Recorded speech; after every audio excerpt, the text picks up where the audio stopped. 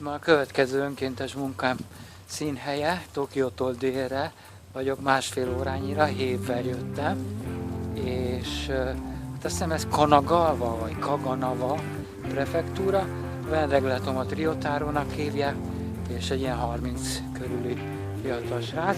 Hát majd mutatok képeket, ez itt már vidéknek számít, de hát Hyogohoz képest ez inkább városias.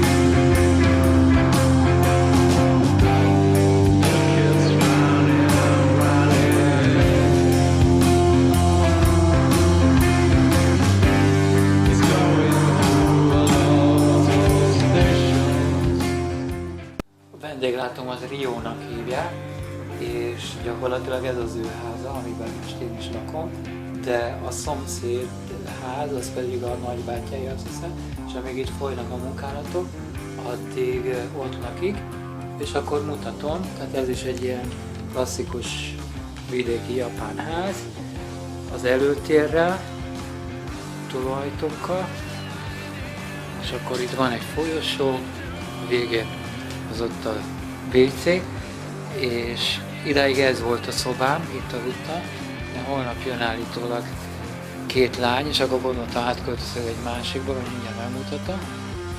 Ez egy másik szoba, és akkor ott van az előtér, amit ugye az előbb mutattam. És a konyha. Meleg víz nincsen, fürödni át kell járnunk a másik házba, és akkor most átköltöztem ide.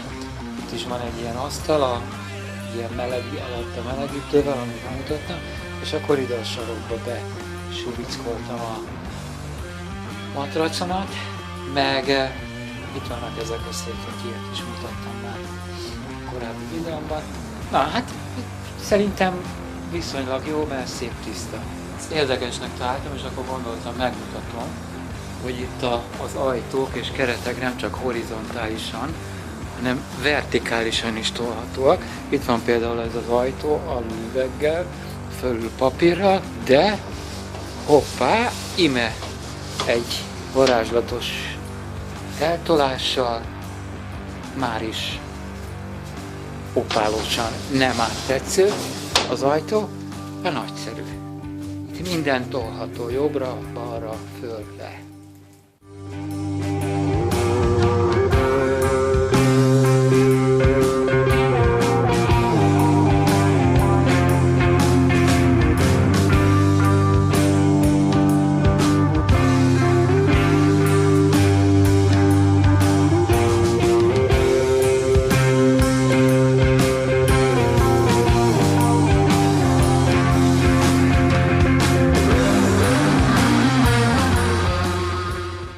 ez pedig az a ház, ahol Rio a vendéglátom lakik. Gondoltam, Miklós gyorsan végig szaladok egy kicsit, megmutatom, hogy hogyan él egy fiatal japán srác. Hát úgy tűnik, hogy ez a szétszórtság és rendezetlenség, ez nemzetiségtől és kortól független. Amint láthatjuk, ő is egy ilyen meglehetősen szétszórt valaki. Ide járunk fürödni, ez a fürdőhelység. És jó, hát ehhez nem is tudok még hozzáfűzni. Hát ahogy látjuk, ilyen meglehetősen nem is tudom, milyen kaotikus, ahogyan él. Ez itt egy érdekesség mögöttem, egy házi oltár, bár hatalmas templomok vannak, sintó és buddhista templomok egyaránt itt Japánban. Nem járnak templomba, tehát az nem egy ilyen közösségi tér, hanem otthon ezeknél a kis szentélyeknél imádkoznak. Ezt valaki mesélte nekem, és akkor itt most meg is tudom mutatni. Így néz ki. Hát gondolom a fiatalok körében már kevésbé népszerű, mint annak idején az idősebbek között, de hát na, így néz ki. És valamilyen oknál fogva ott fönt pedig a felmenők fényképei sorakoznak. A következő munkám itt Tokió közelében, ennek egy kis előtetőnek a megtoldása. Ki akarjuk hozni egy kicsit,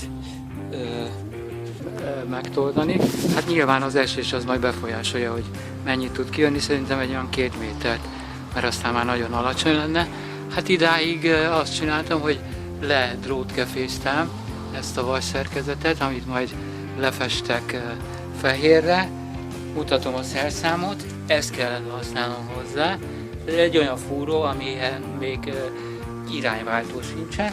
Mindegy, és most akkor lassan kezdem a festést, most a festék, és gondoltam, megmutatom, hogy itt Japánban ilyenek az ecsetek. Nem egyenes, hanem egy kicsit így oldalra dől.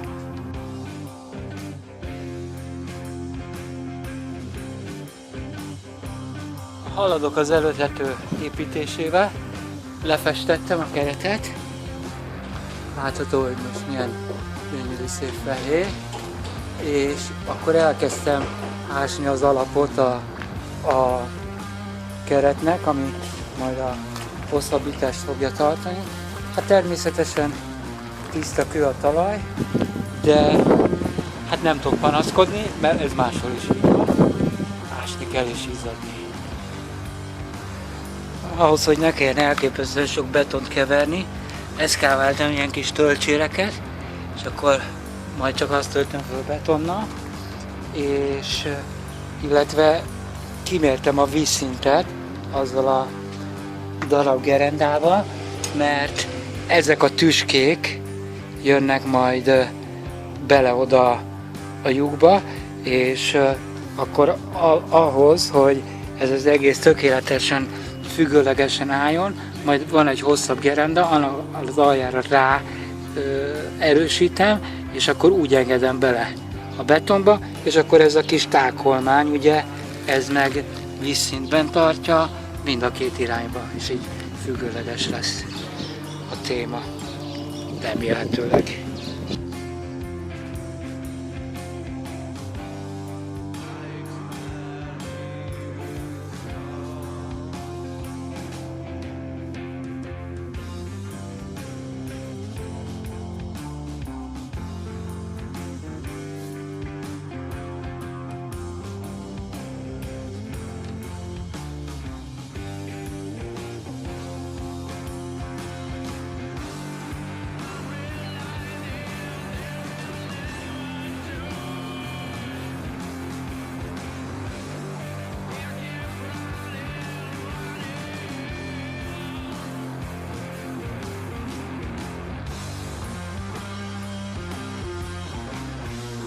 Az előtetővel, elkészült a szerkezet, és már majd csak a plexit kell felszívolnom a tetejére, És hát sokan gondolhatják azt, hogy mondhatják, hogy mi a kunst abban, hogy egy ilyen WhatsApp szerkezetet összerak, és igazuk is van.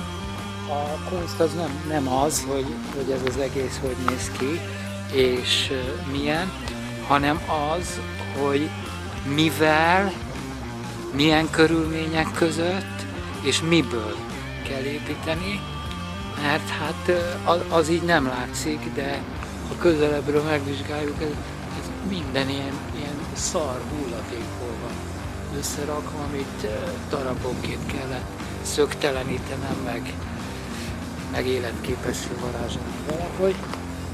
Na, hát most itt tartok, majd azt hiszem, majd most le fogjuk festeni, az a következő. Ott megmutatom a szerszámokat, amikkel dolgoznak kellett, itt vannak mögöttem a sufniban, de előtte vessünk néhány pillantást ide a sufni előterére, ami jól példázza azt, hogy nemzetiségtől függetlenül a zöld, környezettudatos, vegán, vegetáriánus, liberális világnézetű emberek, azok szétszórtak, és gyakorlatilag semmihez nem értenek. Amikor megkérdezem, hogy van szerszámod? Van. Ez, tessék. Szóval látható, hogy itt valóban van valami ezekben a dobozokban, de hát ez nagy része használhatatlan szar. Itt van néhány elektromos szerszám, azoknak is ezek közül is 2 nem is működik. Hát na, ezekből kellett összeszedegetni, amit használni tudta. Az avatatlan szem számára például ez akár egy használható valaminek tűnhet, de valójában ez egy barkács kategóriájú lekopőfűrész, ami azt jelenti, hogy egy 2-3 centinél vastagabb anyagot már nem tudok rendesen függőlegesen átvágni vele. Ugyanez a helyzet ezzel a csavarbehajtóval. Egy nagyobb csavart már nem tudok behajtani vele egy kemény fába. Nos, hát így néz ki Ryotaro sufnia. Természetesen mindezzel nem akarom azt mondani, hogy ő vagy többi hasonló ember az nem lenne rendkívül barátságos, jól szándékos és jó indulatú.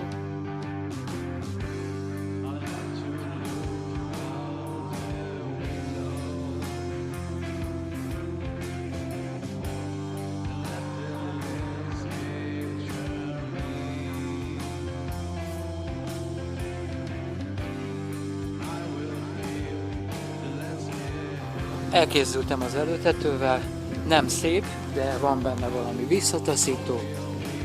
Hát ilyen lett. Fölkerült a plexi a tetejére, csodálatos. Naptól nem fog védeni, az esőtől talán.